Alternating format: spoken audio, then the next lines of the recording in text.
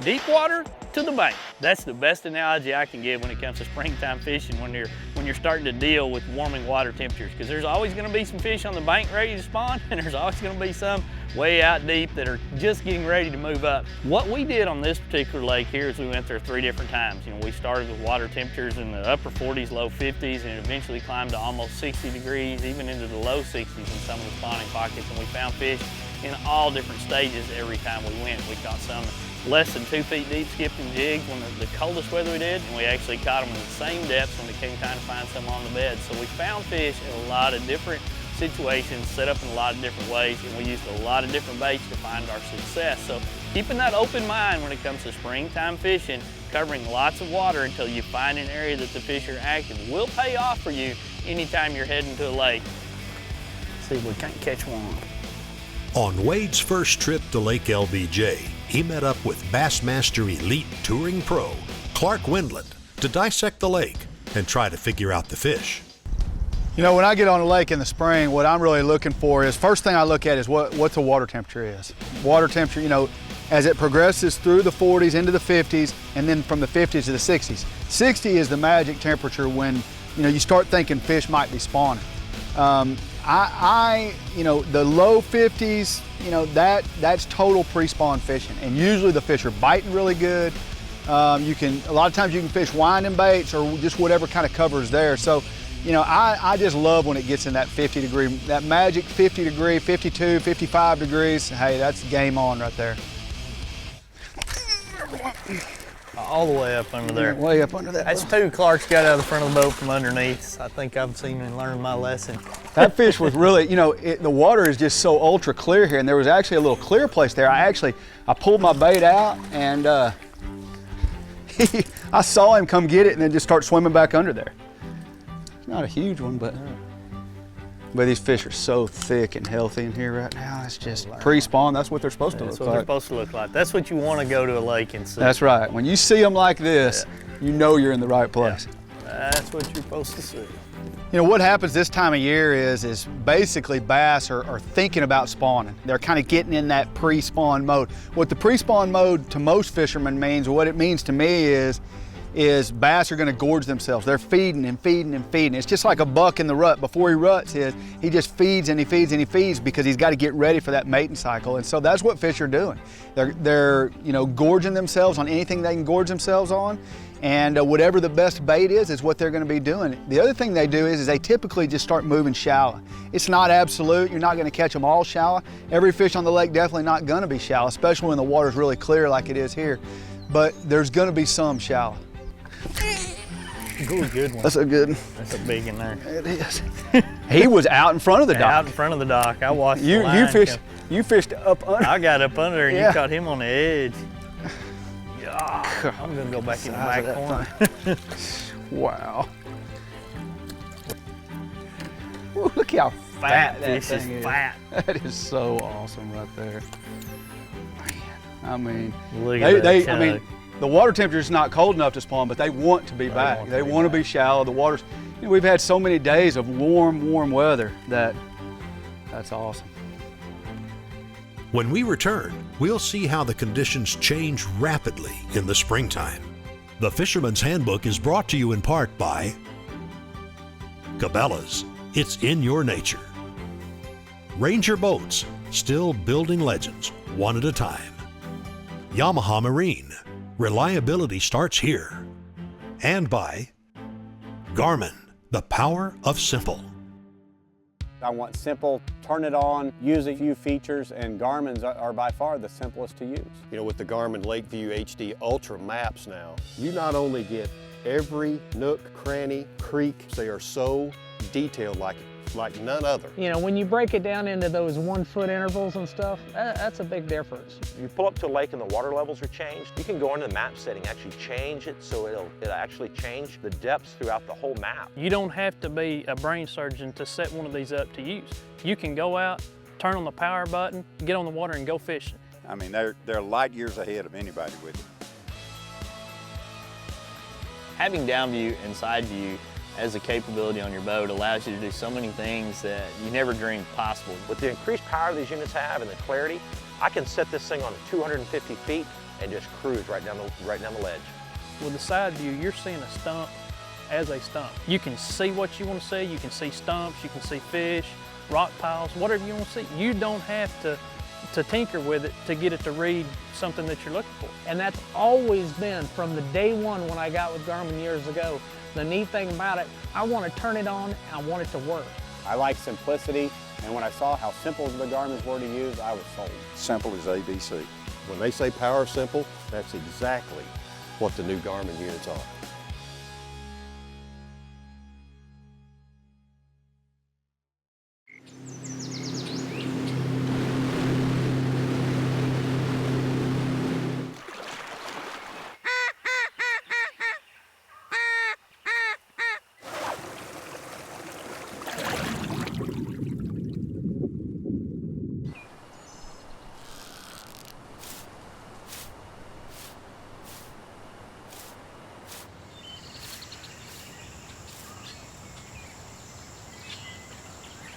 From bass and walleye to crappie in the great outdoors, you deserve more than old school aluminum.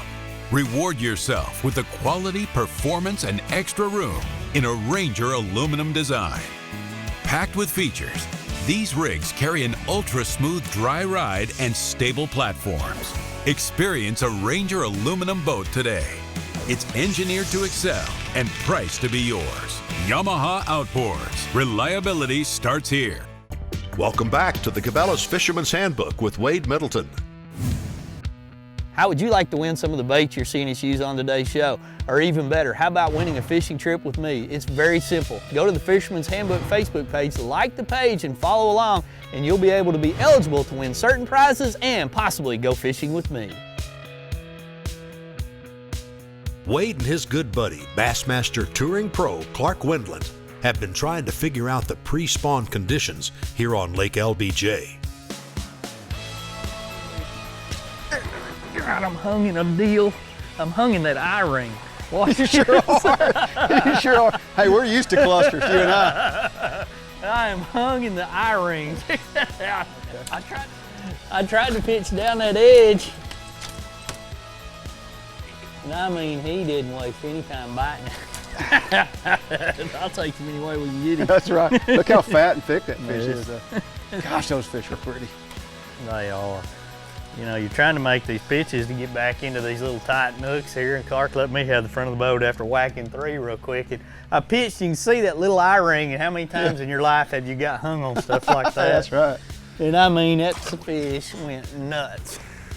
That's funny. That's great. You know, when fish start coming to the bank in the springtime, that's about the same time you start seeing a lot of fishermen start heading to the lake, because that warming trend gets everybody excited. Those fish become, you know, more active and easier to catch, and a guy can get in a lot of different places and catch them, whether he's skipping up under docks, fishing weed edges, or fishing spawning flats. There's just a lot more ways to catch them, and eventually those fish will go into a spawning mode, which is really exciting for those guys that like to sight fish. Oh, I caught him on the side of the mouth. It felt weird. I guess that's why he fought so strange, but nice chunk though. Pretty fish. All of them up here are pretty.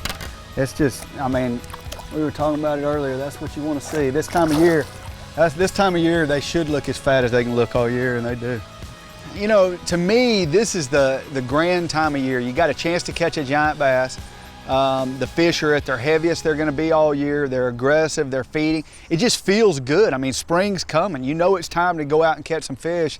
And I mean, it's just a great time of year. The common mistake people might make is if you get a high sky day, typically you got to slow down just a little bit more. You get some good cloudy conditions, you can speed up a little bit, throw winding baits a little bit more.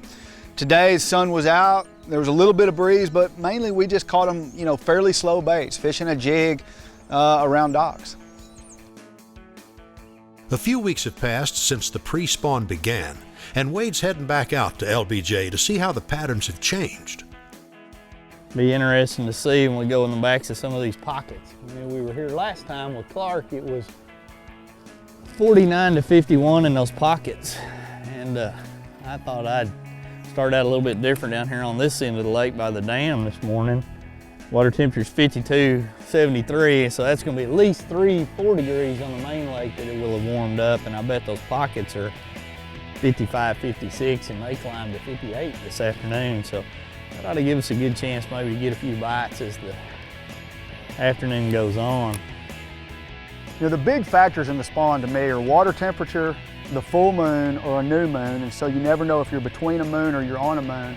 And the length of the day. As the days get longer, they want to spawn a lot worse. And so those three factors are the big keys, and they're not really worried about where the bait is. You know, there may not be any bait at all where you're fishing, but there's tons of fish, and it's because, hey, they're wanting to get up there and spawn. They're not worried about eating anymore. They've gorged themselves up to that point. And so, you know, things are just all the time changing. You get sun, you get clouds. When you get sun, the water temperature will shoot up 3 or 4 or 5 degrees. You get clouds, all of a sudden the fish may get more aggressive and more active. So you just got to have a lot of different baits, think about a lot of different techniques, and just try different things as time goes on. This is the exact same dock I caught a bass on last time when we were here with Clark. Literally through that eye right there, same spot. Might be the same bass for all we know. Wow, how interesting is that? We flipped through this whole set of docks. Wind's blowing a little bit different. It's cloudy today. And we hadn't had the bites that we had when we came through here with Clark. Water temperature's a couple degrees warmer. You'd think you'd get more bites. When the Fisherman's Handbook returns, Wade and Clark meet back up to see if the fish have transitioned to the beds. The Fisherman's Handbook crew trusts Ranger boats to get them to and from their favorite spots on the water. Let's put your Ranger knowledge to the test. What benefits does the torsion axle system on a Ranger Trail trailer provide? For the answer to this, or to find out more about Ranger boats, visit mydreamrig.com. After your next successful fishing trip, savor the flavor with a Bradley Smoker. They have a whole list of creative recipes for catch with a wide variety of delicious smoky wood flavors. Find out more about making your meal as memorable as the fishing trip at bradleysmoker.com. Yamaha VMAX SHO, the game changer. The pros knew right out of the first hole shot that the VMAX SHO was the real deal. VMAX SHO exceeds two-stroke performance, delivers four-stroke efficiency, and is packed with legendary Yamaha reliability. It's the faster, stronger, smarter, lighter family of VMAX SHO outboards from Yamaha.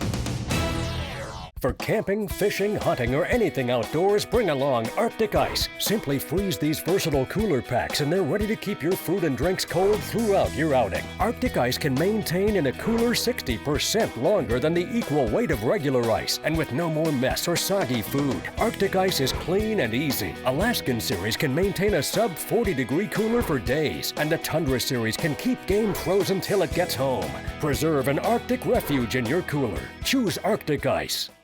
After your next successful fishing trip, savor the flavor with a Bradley Smoker. They have a whole list of creative recipes for catch with a wide variety of delicious smoky wood flavors. Find out more about making your meal as memorable as the fishing trip at bradleysmoker.com. The world has never seen a hook like this. What I thought was good before is not so good now. The first surgically sharpened fish hook. This is the best ever. In test after test, we have proven that anyone can set this new hook with half the effort of any other hook. That's money. Introducing the Trocar hook, a weapon for fishermen who aren't just out to catch fish, but are out to win.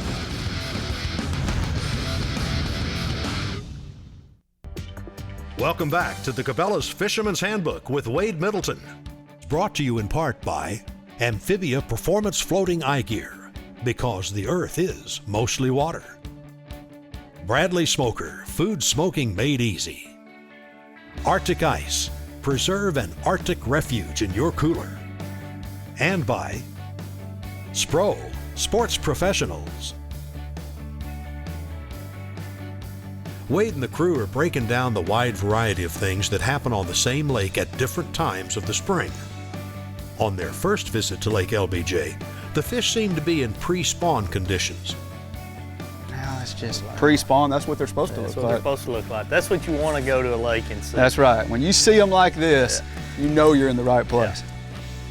On Wade's second trip to the lake, he noticed the fishing had slowed down considerably, but was still able to pick up a few fish off the banks. Now, Wade and Clark are heading back out on the lake to see if the spawn has begun and to see if they can figure out the ever-changing puzzle that is the largemouth bass. We have come early spring, and we had a chance to fish this pocket about a month ago. And a month ago, we're skipping docks and catching them on a jig. And then Wade, you got to come back one time. Come back and look at it, same pocket. And we kind of just felt like we'd love to get in here and just try this place and see what it's like when we really get during the spawn. And that's the first bite we've had. We just kind of got in here. I had a big one kind of cruise up to my bait and didn't bite it. I can tell this one's, he may be on a bed, but anyway, it's a good start. During the springtime, some of your best fishing can be had in the evening hours. You know, that 2 o'clock to 4 o'clock period when the sun has gotten highest and warmed that water up. And you want to look for banks a lot of times then that are going to be, you know, facing that setting sun. They might be a degrees or two warmer. And in those situations, a guy can have a lot of success going down and fishing with some baits like a big bite trick stick, fishing it weightless, making long casts, fishing a lot of slow moving soft plastics where you're literally picking apart those areas where a lot of those fish are going to be spawning. But don't forget to cover a lot of water with some fast to medium slow moving baits where you can, you know, twitch pause, say a jerk bait like a Spro jerk bait or a big bites jerk shad that you can fish along in those situations. Those types of baits will allow you to cover some water, and when you start getting some bites or even start getting reactions, kind of slow down and pick them apart again. So any of those types of tactics in the setting sun of the afternoon on those warmer banks where there may even be a little bit of southerly wind pushing in there, where you can find that water temperature that's a couple of degrees warmer, can really pay off. Oh, that's a good fish. It's amazing the difference it has. The water has warmed, how they position themselves different. Well, you know, I was thinking about it, and what happened is, you know, when we were in here before, we were going around the docks, and now, I mean, you know, under the docks, around the poles, now we're kind of fishing out on these little sandy areas where maybe they'll spawn. Oh, that's a nice fish. They go through so many different changes based on that water temperature. That's a good way. That is. Get it going. But you know, you look at when we made our first pass through here, it's 50 degree water temperature, and we were catching them up under docks, catching nothing. We didn't even stop in between them. And now it's more, you know, water temperatures climbing into the 60s even.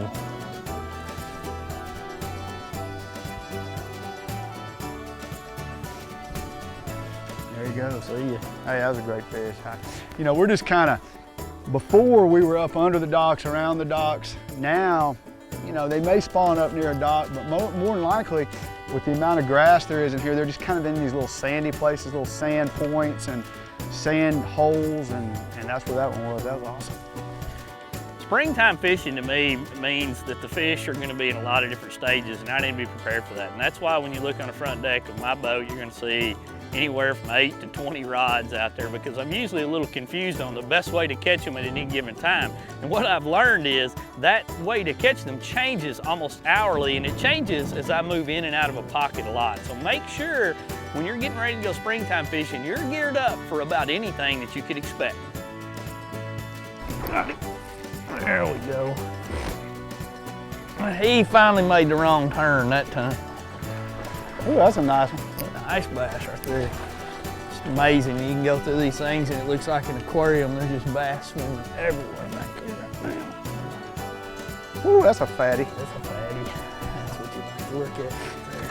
You know, Wade, when you talk about bass swimming everywhere, I mean, they're not like all on beds. They're just kind of cruising around. They're just cruising around. You know, we've had just as many bites, just kind of out there casting. This guy here might have been cold in the tournament.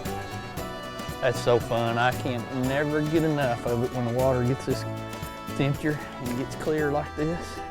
Get out here. Look how fat that dude is. Well, that never gets old easing over there like that. Just a mix of everything. Springtime fishing. Let that water temperature warm up, you never know. More springtime fishing fun when the Fisherman's Handbook returns.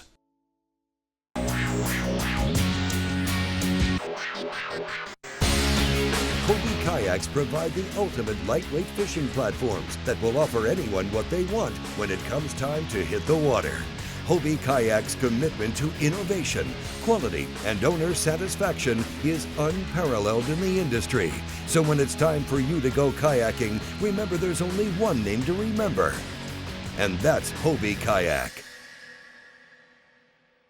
At Amphibia, we've resolved to build a product that nobody else offers, using methods that nobody else is using, optimized for life on water and land. The choice of top bass fishing pros. Amphibia frames are designed to fit comfortably no matter how your face is shaped, to stay firmly in place through your most physical activities, and to float in water. Amphibia sunglasses are truly designed for life on the water. Scott Martin here at Power Pole headquarters, where every shallow water anchor comes with drive-off protection. What's up, Z? Oh, hey, Scott. How have they perfected the science of drive-off protection? Come on, I'll show you.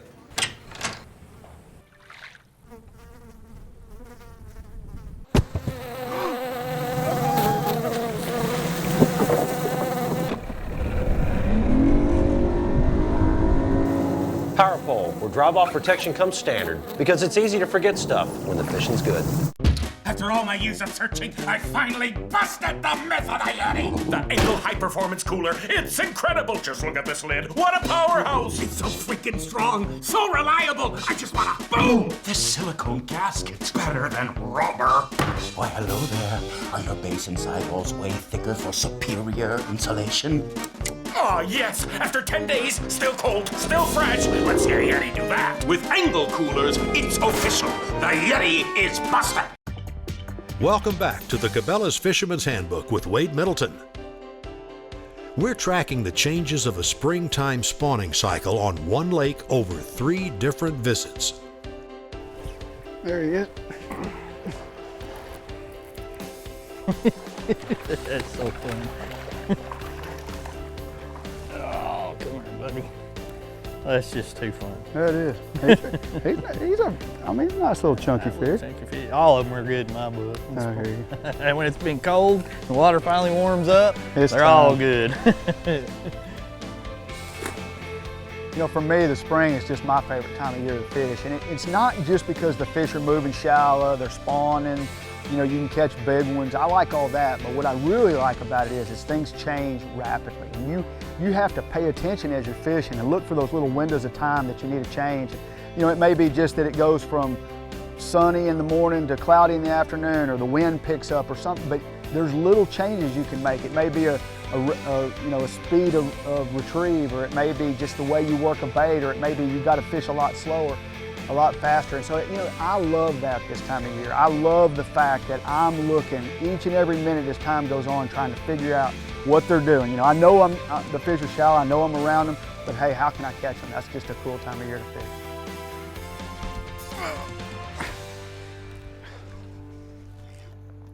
You know, there's a couple things on this trip that I think really has to be pointed out. One of them was Clark front-ended me on every opportunity that he possibly had when it came to skipping a jig. I mean, if he thought there was gonna be a fish there, he was gonna catch it. Secondly, when he'd get a fish ready to bite, when it come time to spawn, he'd hit me in the head of the rod. I don't know how many times he whacked me in the head with the fishing rod on this, but it was really a ploy on his behalf to once again keep me out of position to catch a fish. And I think almost try to do physical harm and damage to me. So I want that duly noted that that's the reason why he caught more and bigger fish on this trip. Not a bad one. Cabela's ripcord, you know, that the spinning rod, a lot of times when you got to throw a spinning rod, I just love braided line. Braided line just makes it so much more manageable on a spinning rod. That's a nice fish. 2.5 pounds or so. Let's take a closer look at what Clark and Wade are using to pull in the Lake LBJ largemouths. Fisherman's Handbook presents End of the Line, the gear you need to get the big one tugging on the end of your line. You know, for this lake, it's just a shallow lake. When you get in these pockets, everything's shallow, 2, 3, 4 foot at the very deepest. And so that's where those fish want to be, is up shallow, but it's not like you're in deep water, you know, sitting in 8 foot throwing at the bank. You're in 2 foot throwing at the bank. So fish just kind of spread out on these flats, and I like having a lot of baits rigged. The main baits we've thrown today is a soft plastic jerk bait, a trick worm, and then we've sight fished some. And the Ripcord 8, I mean, it's awesome line. You spool that up, you have no problems with your spinning rod once you do that. You put on a fluorocarbon leader and you're ready to go. When you really break apart what we did on this trip to Lake LBJ, we visited it basically 3 times over a month period. We looked at water temperatures that started in the upper 40s, low 50s on our very first trip, all the way up to about 60 on the last trip when we were there. We found fish every time incredibly shallow, but we also found them in some mid-depths as well. What we really keyed on was covering a lot of water to find pockets and coves that had fish in them. And as the water temperature warmed, we began to actually see fish in spawning positions and pick them apart every time we went in there, which made for some incredible fishing. A couple of things to keep in mind. You notice we always had a lot of rods on the deck, and that's because we were fishing a lot of different styles as we moved around these fishing areas. So, you know, for you as a fisherman, make sure you're prepared to fish a variety of baits. Hopefully this trip kind of clued you in on the different styles and techniques that are going to be successful as the water warms in the springtime. We had a lot of fun going there 3 different times, and I promise you, if you keep an open mind like we did, you will catch fish. For any of the products seen used on today's show, visit Cabela's.com. Oh, I like that. Fatty. Yes, it is. Nice soft plastic jerkbait hooked where he's supposed to be. On out of there. That's fun. Thanks for watching. Join us next week for more fishing tips and trips with the pros. The Fisherman's Handbook is now on Twitter. Follow us at Wade_Middleton. How would you like to win some of the baits you're seeing us use on today's show? Or even better, how about winning a fishing trip with me? It's very simple. Go to the Fisherman's Handbook Facebook page, like the page, and follow along, and you'll be able to be eligible to win certain prizes and possibly go fishing with me. Maybe it ain't really good. I thought something bad had to have happened there because there wasn't anything else there. Did it again, didn't it? That was a weight or something. That one hurt.